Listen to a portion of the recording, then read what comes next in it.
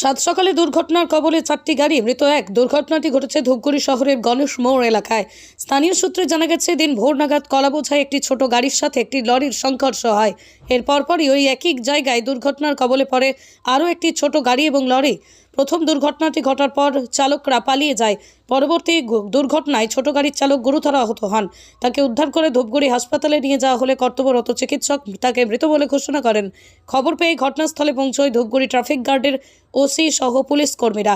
স্থানীয়দের দাবি, ওই জায়গায় বারবার দুর্ঘটনা ঘটছে। এর আগে বহুবার প্রশাসনকে জানানো সত্ত্বেও ডিভাইডারের ব্যবস্থা করেনি। ডিভাইডার থাকলে এত বড় দুর্ঘটনা ঘটতো না। ইতিমধ্যেই 4টি গাড়িকে আটক করেছে পুলিশ, তবে মৃত ব্যক্তির নাম পরিচয় এখনো জানা যায়নি।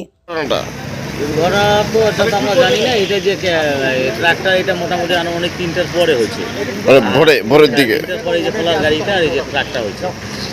এটা রাস্তাটা পিছলা হয়ে যায়, প্রতিদিন বৃষ্টি হলে পরেই রাস্তা খুব পিছলা হয়ে যায়। আর গাড়ি রাস্তার এখানটায় ভাড়ানোর পরে এই গাড়িটা খুব দ্রুত গতিতে চলে।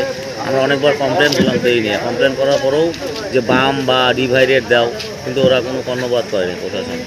সেই জন্য তো আর কি করবো এখন বলার। কয়টা গাড়ি অ্যাক্সিডেন্ট হয়েছে? এই যে ভোর 3টার দিকে হয়েছে, আর এই 7:30 8টার দিকে যে এখানে এই যে ক্যান্টারটা আর ওই যে আরেকটা বড় ট্রাক, ক্যান্টারের লোকটা তো সঙ্গে সঙ্গেই মারা গেছে, ড্রাইভারটা। মানে এটা আগে হয়েছে, এটার সাথে ধাক্কা মারি হয়েছে রাত্রি 3টার পরে, পরপর দুইটা। 3টা, আর এটা সকালে যে 7টা দিকে, 7:30 7টার দিকে। এটা আপনার নাম?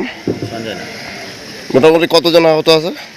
আহত কি, আহত তো প্রত্যেকটা ড্রাইভারই তো আহত হয়েছে, শুধু মারা গেল যে একজন সঙ্গে সঙ্গে স্পট ডেথ হয়ে গেল ক্যান্টারেরটা। এটা আমাদের চোখের সামনে হলো।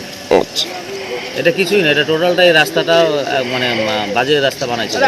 বৃষ্টি হলেই পিছতে হবে, আর প্রতিদিন বৃষ্টি হলেই বহুত লোক মারা যাবে। আমরা প্রশাসনকে অনেকবার বললাম এই বিষয়টা, যে আমাদের এখানটা হয় ডিভাইডেড দাও, নাহলে বাম দাও। এর আগেও কয়েকজন মহিলা অ্যাক্সিডেন্ট হয়েছে, এই নিয়ে আমরা পদবরোধ করছিলাম।